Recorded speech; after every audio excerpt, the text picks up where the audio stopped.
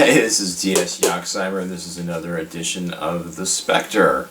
And I'm again talking about another movie. I'm not talking about a movie trilogy, but I'm talking about one particular film from the 1990s called Vampirella, which is based, of course, on the comic book created by Forrest Ackerman and his, actually a comic book artist named Trina Robbins back in 1969. In her own eponymously titled black and white comic. And for pretty much, there have been rumors for years, probably during maybe the 80s and 90s, where they're going to make a Vampirella film.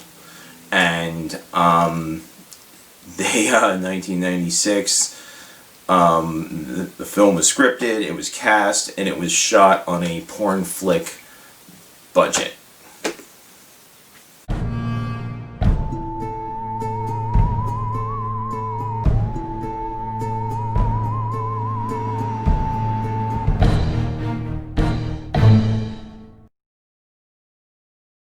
This film's kind of like a cross between, it's a Roger Corman production, but it's a cross between the Fantastic Four film that only saw the light of day through bootlegs and the old Masters of the Universe movie.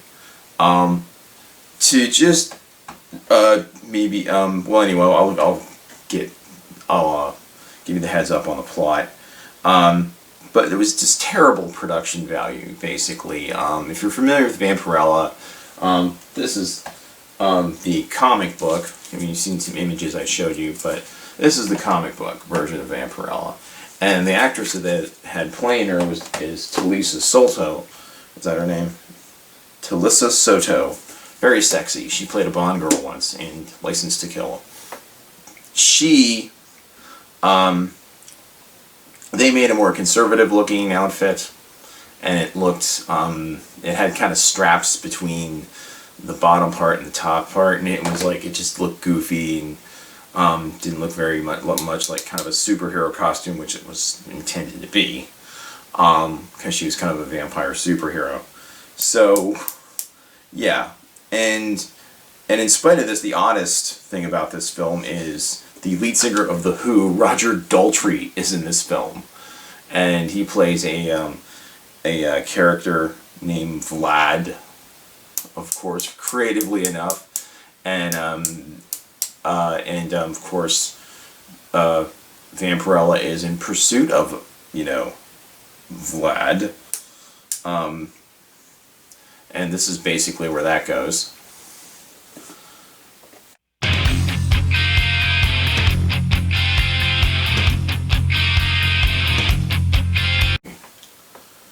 Roger Daltrey's character is very obnoxious. He's over the top, and he goes on and on about how he is the most powerful vampire, basically, in the universe, because he's from a different planet called Draculion. And I'm pretty familiar with the Vampirella comics, I have a lot of them. And anyway, so they're from this planet, and there's the civil vampires that basically drink from this river, and in the movie, basically Vampirella has sort of this blade, like in the movie Blade, he has some serum he drinks. She has some things she drinks to keep her from fading. And so anyway,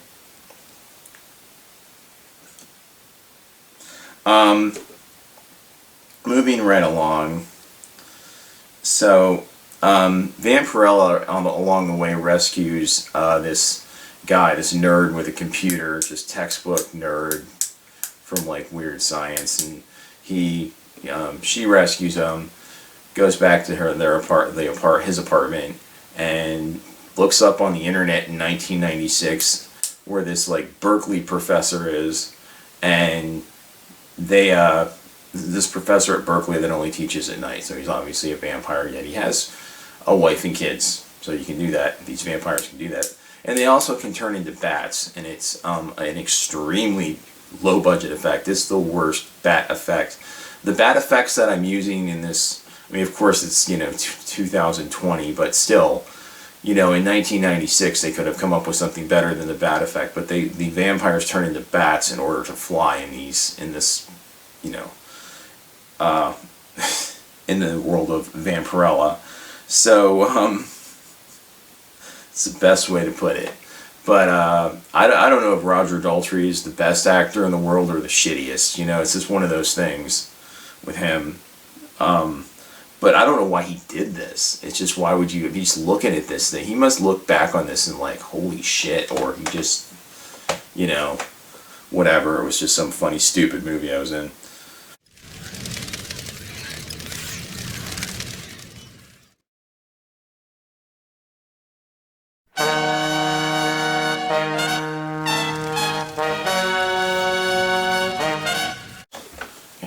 So after finding out all this information and tracking down where Vlad is actually masquerading as a rock star named Jamie Blood, and he sees it on the poster of the kid's bedroom after he, you know, kills the professor who's their father.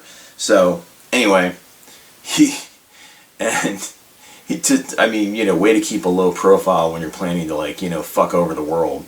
So he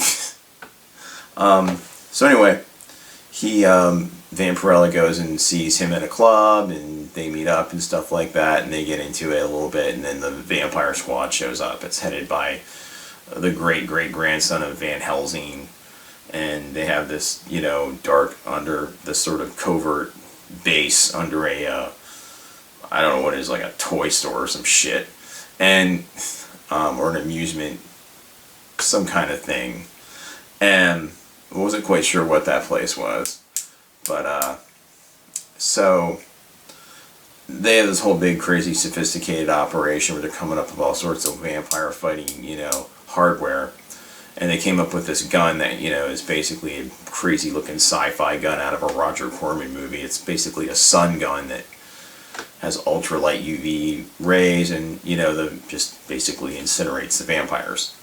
And you know, the vampires have been on Earth for 30 centuries, because Vlad escaped, you know, being incarcerated. It's like Krypton in a way, you know, it's like basically like Zod. That's what he is. And he escapes and then goes to Earth, gets there, sort of starts, you know, take over, you know, like in his own way. Establishes, I mean, he's been establishing himself for like 30 centuries, and this is how long he's been on there. Meanwhile, Vampirella pursued him, but she crashed on Mars, in which a space shuttle, which is just an orbital, went to Mars and, you know, just discovered her escape pod and brought her back, and then she hypnotized them or glamored them into thinking, you know, it didn't happen, and then she flew out of the space shuttle like a bat as it landed, because, you know, that's how shit happens. Even in Vampire, you know, I mean, I've watched, like, you know, I mean, True Blood was my favorite vampire anything, you know, basically, and this is like the opposite of that. It's just not cool. But I like it for what it is. It's hilarious. I mean, there's no, you know, the acting's terrible. I don't know why anybody participated in making this film in the first place. It had a completely cookie cutter plot, and it was terribly executed on top of it. For being the most powerful vampire I mean, he didn't even prove he was all that powerful. All he did was run away all the time or fly off. He would, like, just basically say, "Good day, Vampirella," and he'd fly off, and, you know, he'd like, "Ah!"